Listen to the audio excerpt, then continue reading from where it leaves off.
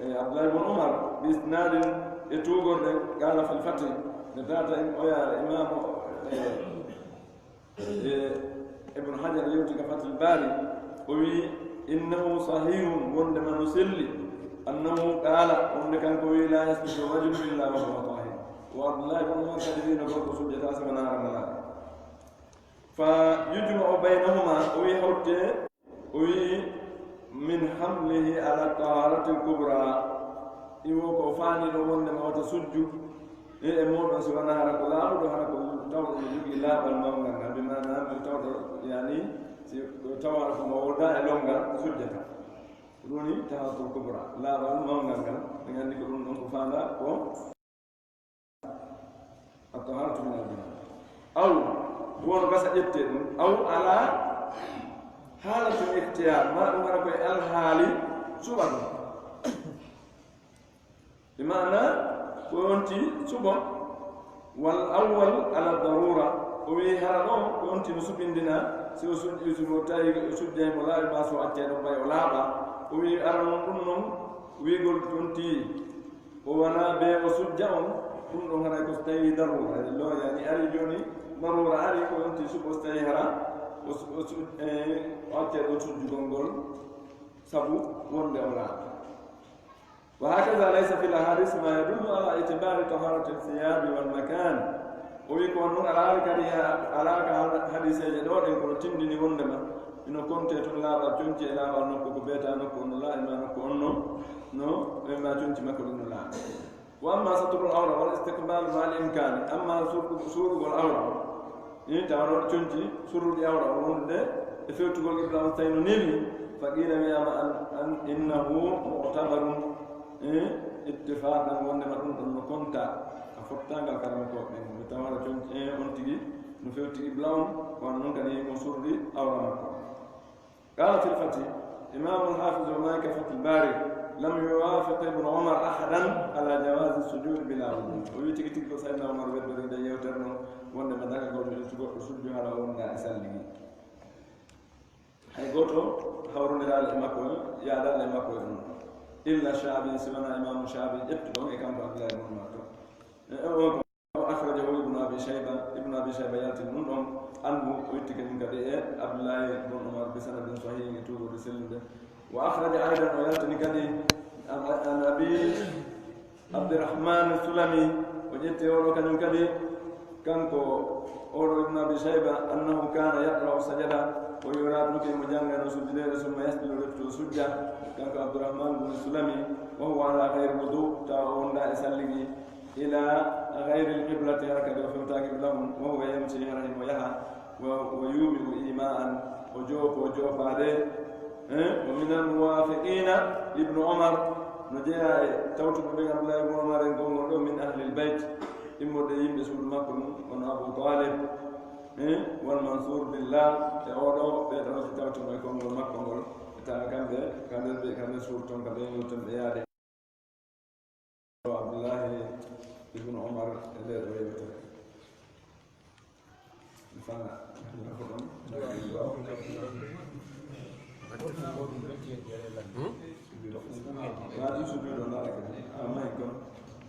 من سجد سجود التلاوة ويدعى فيه كن جانجته دون كلا سجد سجدة جانغول دعا بما شاء وترك كلك وفعل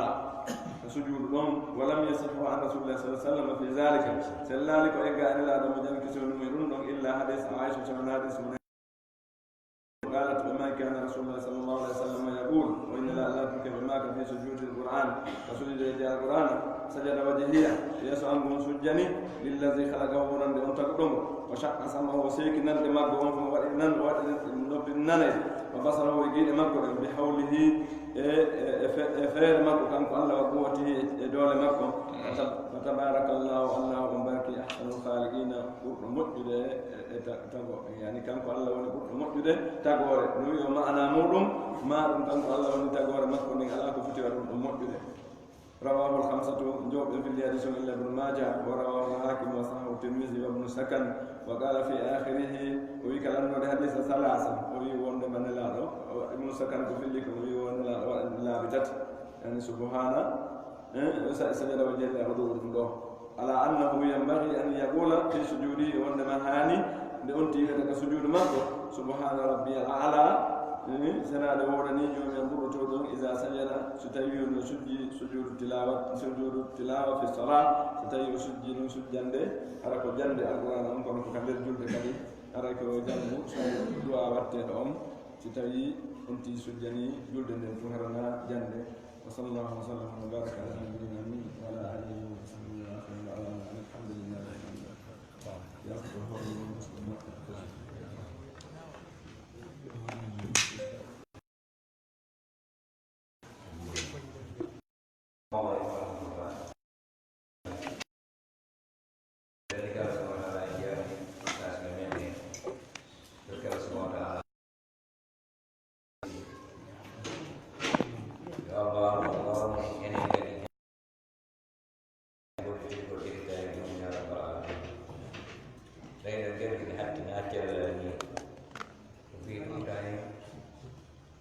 sono darsi meglio un consiglio alle sala uno del mondo non hai da tempo io le voglio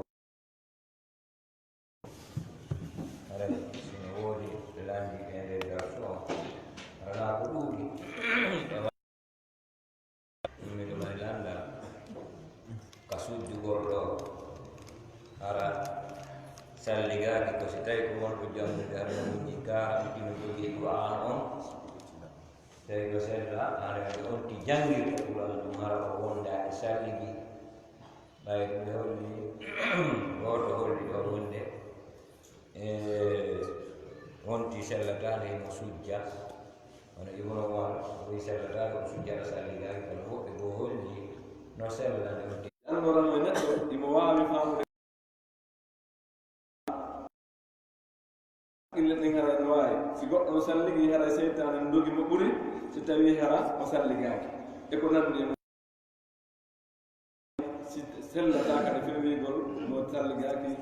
wona yoɓimo alqur'ana joni noon so o janggi ha wari ka sujuudu ko ɓuuri haanude ko yaari ko ɗum hono yaari ko wondema neɗɗo so tawi woni o sujjayi taw hara no wonde salligi min ko ɗum ɗon mi ɓuuri yiɗude ɗum ɗon mi ɓuuri yiɗude ji on no wonde laaɓal ngal tata jumhuru sartinani fi sujudu tilawa aray ko ɗum ni ɓuuri yiɗude wallahu and that's fine no non in daw suwa fine aja stay par exemple de Quran narmo kaware lawo marmo jangude al sekkude par exemple marmo nderoto donc o hawa ɗum noon sujudu tilawa ko woni aray on noon sujudu waɗata ɓeɗo nandi o so lawa wonda tilawa kono ɗo waɗa jawa sallallahu so tawi goɗɗo no ɗo arani en no joni eno filla no gayn toon no wonde o ɗayno jangga no qur'ana ma e sujude enen no sujde hara imo yawde o waɗa ima wona woɗɗo noon jaɗirta noon so tawi kono yeñanoyde ɗum ɗo yeeso mo kono ko ɗum waɗi sigi ɓe wii ko himo yiɗa wona o farina andi ko woni ko yiɗa ko ma ko sunna hay somo temti no serti e farilla sunna temtuɗo goɗɗo no acca ɗum ɗon sabu nganto accingo mo gonta amma farilla on ɗum ɗon ko belonti waɗa joni noon ɓay ɓenni ko sunna tentuɗo alhaali ka wonɗa ma ko ɗuma ko ɓenni ko yustahabu liman yaqra'u alqur'ana aw liman yastami'u li qira'ati alqur'an kono yiɗana o wonɗo janngude no yiɗana kañum kadi o wonɗo heɗade yo suddu sewtiga artiji newnoneɗe mo sujjugol ɗum timma haray ko ɗum watta haray ko heɗagol ɗon acca ɗon sujjugol ngol wiyetemi heɗo so miɗo heɗade mi wawata sujjude mi accu ɗon heɗagol alqur'an wa heɗade acca ɗum en are ɓawga hay no gasa dammugal en are yeeso ga fi sujjugol ngol woni si suddudede fotike goɗɗo tan haali ɗon eso wawa ɗum no yarana yeeso waali yeeso men haddi e wallahu alam no landi ɗon ɗo mari sukan kono o helli faaga won ko hafide l qouran est ce que yumkinu wonɗon ɓe julnata farillaji harna sunnaji sunna rahmani ɓeɗo ko lanti ko suka faata ɗanɗanno ɗon ɗen hakkude karanto ɗen fimo helli fa kasim sayi mi wawi julnude kono somi faaya halle e faamu an on hara wopira allah ko ɓe distintini ko wonde o julnayi naafi julnata farilla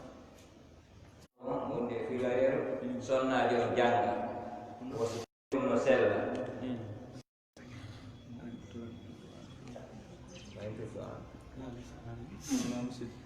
si tawi goɗɗo fontano sonnajo Qur'an o janga hara ko sonnajo ko fiiɗi goɗɗo fontanamo ni o janga ara kanko ɓawa ko laaɓa ara o memata Qur'an no sella sonnajo fiiɗi no kam janga alqur'ana hara o memande e kamuɗe goɓɓe wono so tawi e tora duwa en ndaaray si tawi ɗum no waɗa so juuɗe geɗe ɗe en tora duwa siɓɓe meɗen ƴeyaɓe mukko mbaɓe mumɓe ka nokkure ɗo woni Mouhammad Diallo sukaɓe maɓɓe no majji e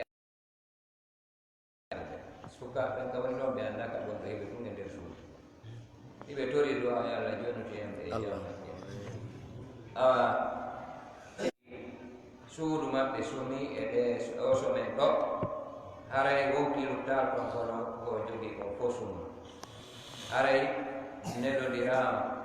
jonnodirama haqqillaji yo en wallitoɓe haray wonno hella meɗen ɗo kala yerko wallitorgol mo no wawi ardude haa ɗo moɓidire jonne hoore ɓe ka kam nafaat imam maliki ɓe wawa heɓnode wano gernoɗen noon e ɓe ɓe cuuɗi mum lanca kaako